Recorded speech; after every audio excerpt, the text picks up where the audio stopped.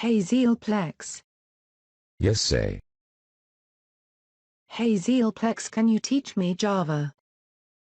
Yeah, sure. Let's get started and let's get right into it. What's up everyone, welcome to the fifth video of learning Java, and in this video I'm going to go ahead and explain you in depth of variables. So let's get started and let's see how we can do that. So as you know that I have added it up, so what we can do with it, so I'm going to go ahead and add a minus to it. If you want you can go and let's see 5 plus 2 goes to minus 2, that's nice. It can goes to multiply, so you have to go ahead and press shift and then press E, that goes to multiply. So what we can do next is add divided. I wonder 5 divided by 7 what it would be, so let's just go ahead and see if that works. Wait, what? It gives, of course I know maths, and that doesn't make it 0, so that goes like somewhat like that. So what we can do is there's one more method for that. As you know that I have added a variable that says int, so it is already going to go ahead and give you the integer.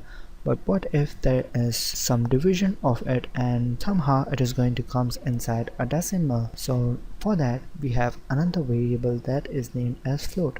So let me just go ahead and add a float to it. So I'm going to go ahead and add a float here also. Float, and let's see if that works. So I'm going to run it, and there you have it, 0.71. so it comes inside the decimal. So float is actually helping you out that it is been inside the decimal. So float, what is the reason behind learning about integers, float and so on inside the variables? So let me just go ahead and explain you about that. Whatever we write inside this code, it is going to go inside the RAM, and how the RAM is going to interact with that. So as you know that whatever we type right this, compiler is going from top to the bottom. So it is going to read this line of code, this is empty, it is going to read this line of code, it is going to read this line of code, and so on, 9, 10, 11, and according to the line numbers. So now what we have to do is, how should I explain you that what compiler did and now what RAM is going to do? So let me just go ahead and explain you. So there are two type of variables. So let me just go and say, as you can see it on your screen, that there are primitive types. Inside the primitive type I showed you two of them, that's integer and float. So there are many more, so I'm going to go and give you the second, that is after primitive type there is complex type of variables. So as you know that it is, for example, a string is there which is being used most of the time. So you know that string is inside the complex and it is coming with capital T, so it is also a class to it. So I'll show you about the class about that, but why do we have to know that how many of RAM it is going to use? As you know, the computer always works with bit, byte and so on as a normal statement, which I had explained you about the variables. So it is going to be int my integer, and it is going to be plus, negative, multiply. So all of the things which is inside the int variable, it is going to go ahead and take only 4 bytes. So I'm going to go ahead and switch back to my Eclipse, and let me just go ahead and explain you about all about that. So let me just go and delete all of this. Okay, and now everything has been empty. So I'm going to go ahead and type int space, okay, my integer, and here I'm going to keep it the name as 1000, and another variable will be float, and here I'm going to keep it a name as my float, and here I'm going to give it a name as 2.5 and close this one. So why it is giving me a red line? So it is going to say it is mismatched, so it is going to be same as double. So I'm going to show you what is double right now, just wait for a second. So I'm going to give it an F. So what this RAM is going to understand is, if I have added the file F to it, so it is going to take the 4 bytes to it, but if I don't keep it as f, it is going to understand that it is a double variable. Variable is a type of, like double is also the type, as I added integer and float. So it is going to understand that it's a double to it, so it is going to take 8-bit of size. So let me just go and add f to it. So now it understands that it is good. So there are many of them, and int and float is being used most of the time. So as you know that it is taking too much of time, so let me just go and add some to it. I'm going to go ahead and type byte, my byte.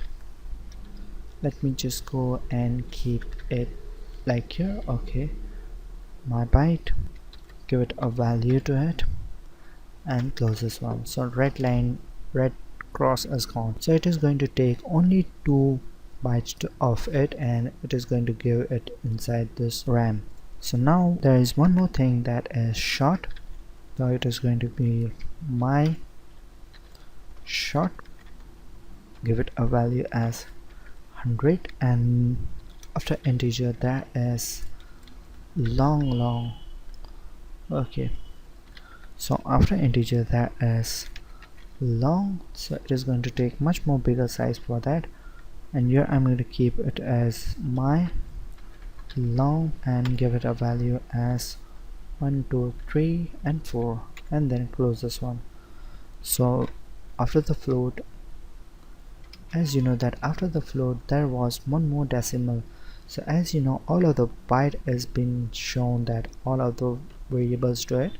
So for the float, if there are more of the code, which is going to be more of this, as you can see it right over here, much more detail after the dot. So for that there is a double that I was saying about, double, my double, and keep it as 25.5, and then close this one. Now it is going to say that f was, that was I was saying that if I remove this f, it is going to understand that I have added this kind of variable.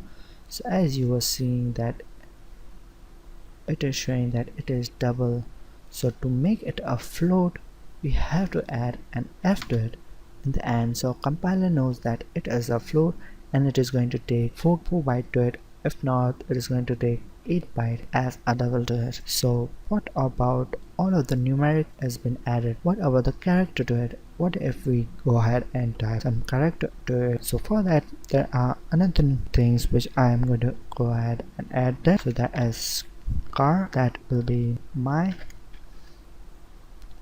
character is equal to, and here I have to add a single quotes and then close this one. So whatever we type inside the car is going to be always inside a small character, and it doesn't matter if I keep it a small c, capital C, or a number. So everything whatever we type over here inside this car, it is always going to understand that it is a character but not numeric. So let me just go and keep it small c, and there is something which I was saying about string. So string is also a class because string, because it takes the capital S to it.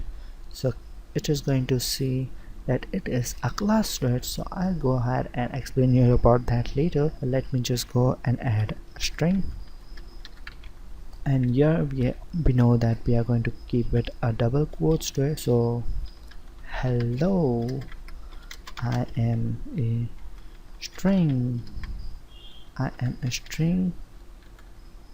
so here you know that string has been added, and this inside the double quotes it is going to go and give it, as you know that it has been printed hello world. It is showing me this one because I have not saved it and I have not played this one. So that's it for this video. I hope you understand all of this numeric variables and character variables, that is complex type. So string is complex because it is also a class, because it takes a capital S and all of the classes take capital first and then it is going to be small. As you know that all of this variable has taken the smaller character. So that's it for this video. I'll see you in the next one. Click on the link above and watch more video to learn more. Thanks for teaching me Java in a simple way. If you like to learn more, go ahead and click on that subscribe button. And also make sure to like this video. If you have any question, you can ask it in the comments section below. Yeah, sure, Zealplex, I will do that for sure.